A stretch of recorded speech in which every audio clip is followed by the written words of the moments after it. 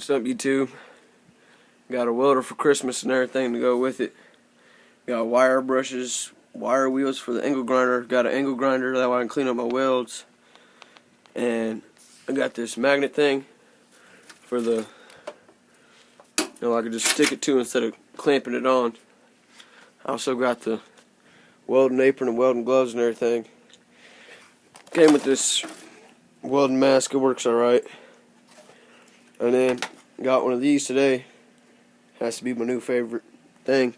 What I started off with was this, and then started using these because these ones flip up like that, and you just throw them down. But I started getting sunburned, so I said I quit that kind. Went and bought me a mask. It's decent. And then I bought the wrong wire for it. So the welds just are the crappiest things in the world. Instead of getting flux core, I got this, I think it's like, I don't know, I forgot what it was. I'll show you real quick.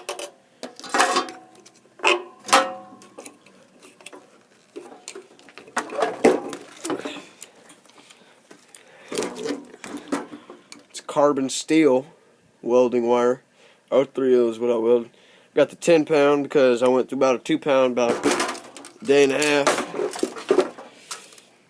from cut. And you guys will see this in future videos probably a lot. Making a homemade go-kart. And you can definitely tell the difference between, oh no, that's a crappy weld. I use that wire on that too. You can definitely tell the difference between right here all the way down and on the mini bike. My friend, he's just now kind of learning how to weld, and it just doesn't look pretty. This is after we knocked off all the slag and everything. It's just bad. They do hold though, so might just use that 10 pound till it runs out. Yeah, and the welder, I see videos on YouTube talking about, how they aren't putting out enough power, but what I think is as long as you follow this little diagram right here, hold on, as long as you follow that little diagram right there, it tells you what your metal thickness should be. You just set it right here, and if you look closely, there actually is a difference between the lines. And if you just take your piece of metal, you set it up against there and find what you need, that works. You almost get perfect every time. But one thing I don't really like about it is there's only min and max, and that's it. So the wire speed, it's kind of touchy. I usually keep it around here. Unless I'm welding something thicker, it's usually all the way up to 10 if I'm welding thicker. But I usually keep it around this area right there. I've only had to take it down to 0 once because I was welding some really thin sheet metal, and it did it just fine on minimum power. On minimum power it's 60 amps, and on max power it's from 90 to 120. The stand was a gift. It's durable. It even has the chains on the back for the gas tanks. Let it focus here. But I don't weld with gas because my welder simply can't take the gas. Chicago Electric Harbor Freight brand. So it's all from Harbor Freight.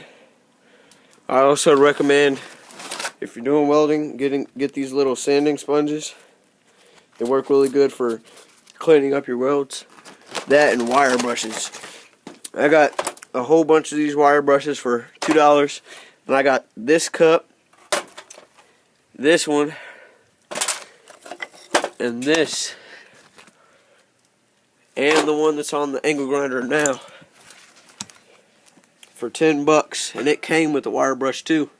And then I got this little angle grinder without the brush for $12, and then the set of brushes was on sale for $5, so I went ahead and picked those up. Then I have that's about it. But one thing I forgot to get was a new nozzle, because my nozzle's getting pretty black and I don't like it. It's been one of my pet peeves for the longest. I do like that it has like the little clamp thing for the gun, and yeah, it's flux core wire welder.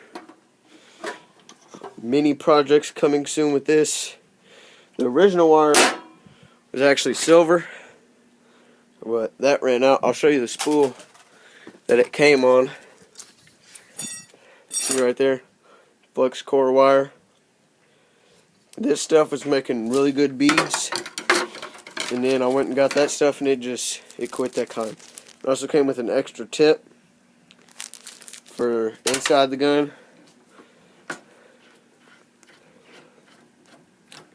Right there. Mine's a little dirty. See if I can't clean it up a little bit so you can see it. One thing this welder does produce is a lot of slag, and you won't get very good welds unless you clean your metal really good. So if you do pick one up, make sure you clean your welds really good, and make sure you clean your metal and prep it before you start welding. Hit y'all up later.